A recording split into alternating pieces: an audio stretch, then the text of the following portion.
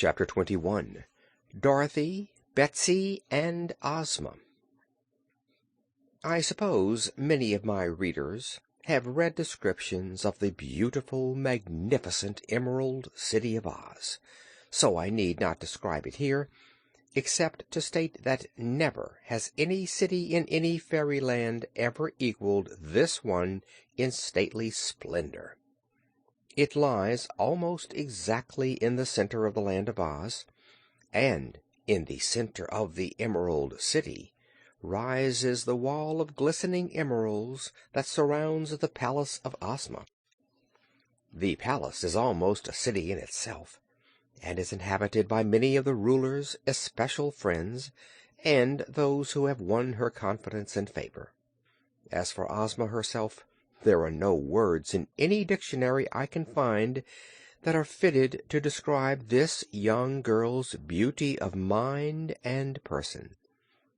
Merely to see her is to love her for her charming face and manners. To know her is to love her for her tender sympathy, her generous nature, her truth and honor.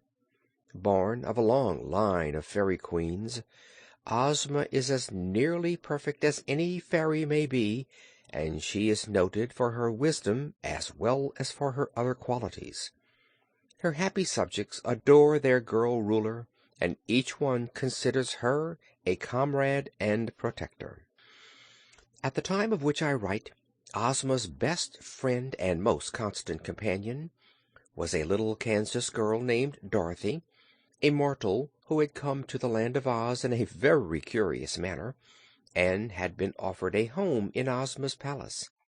Furthermore, Dorothy had been made a Princess of Oz, and was as much at home in the royal palace as was the gentle ruler. Next to Ozma, she was loved better than anyone in all Oz, for Dorothy was simple and sweet, seldom became angry, and had such a friendly, chummy way that she made friends wherever she wandered. It was she who first brought the Scarecrow and the Tin Woodman and the Cowardly Lion to the Emerald City.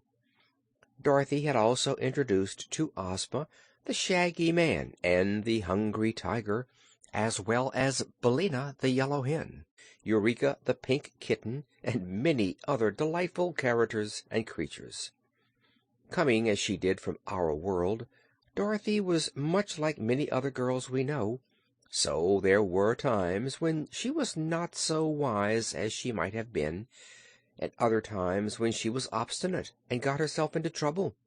But life in a fairyland had taught the little girl to accept all sorts of surprising things as matters of course, for while Dorothy was no fairy, but just as mortal as we are, she had seen more wonders than most mortals ever do. Another little girl from our outside world also lived in Ozma's palace. This was Betsy Bobbin, whose strange adventures had brought her to the Emerald City, where Ozma had cordially welcomed her. Betsy was a shy little thing, and could never get used to the marvels that surrounded her, but she and Dorothy were firm friends, and thought themselves very fortunate in being together in this delightful country.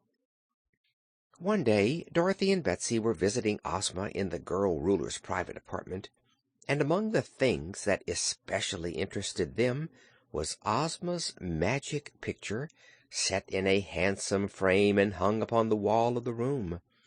This picture was a magic one, because it constantly changed its scenes and showed events and adventures happening in all parts of the world.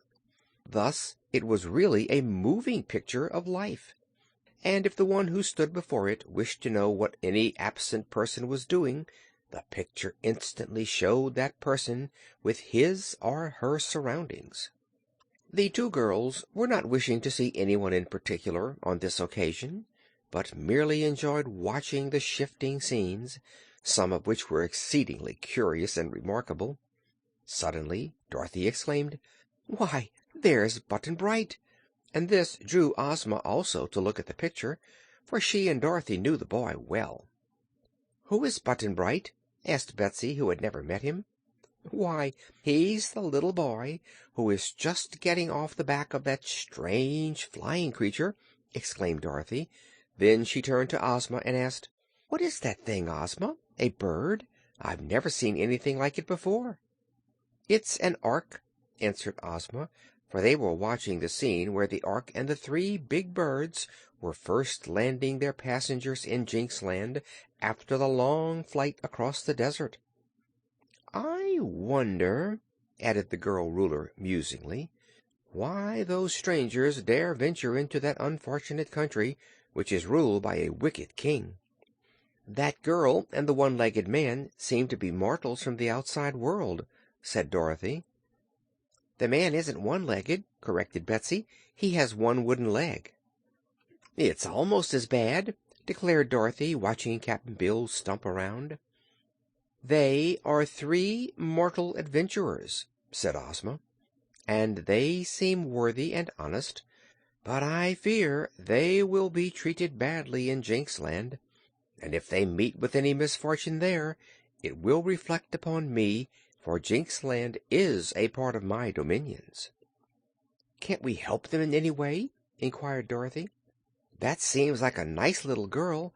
I'd be sorry if anything happened to her."